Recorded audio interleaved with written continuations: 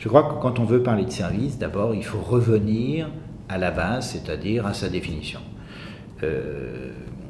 J'ai eu l'opportunité d'être le représentant à l'ISO de la France sur une norme qui s'appelle l'ISO 20000, dont on reparlera après, mais qui à la base était la première norme mondiale au sens service IT. Ce service qui est à la base une prestation, mais qui est défini selon un contexte d'exécution que nous avons l'habitude d'oublier dans le monde de l'IT, eh bien, doit nous permettre de voir une relation d'une autre nature que celle d'un client-fournisseur ou d'une autre nature que celle qu'on connaît entre une maîtrise d'ouvrage et une maîtrise d'œuvre.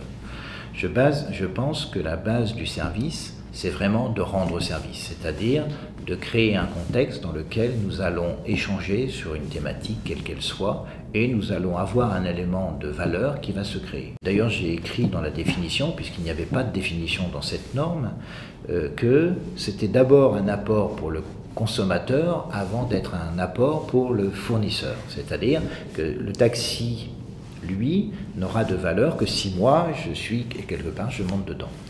Et la deuxième particularité pour parler de ça, c'est que dans le service, le pilotage du service et de l'économie du service se fait par celui qui consomme. Et d'ailleurs, j'ai pu montrer que le service n'existe que parce qu'il est consommé. Et je crois que la plus belle définition du service qu'on ait pu me donner, c'était basé sur c'était quelqu'un de Michelin qui venait pour travailler avec nous sur le service. Et dans cette définition, en discutant avec lui, je lui ai dit très gentiment, je lui ai dit ok, Michelin, mais jusqu'à preuve du contraire, vous fabriquez des pneus. Et il m'a répondu quelque chose d'assez extraordinaire, il m'a dit oui, mais ce que l'on vend, c'est 120 000 km. Et je crois que ce concept-là, de ce passage, c'est-à-dire l'abstraction du produit en service, se fait automatiquement.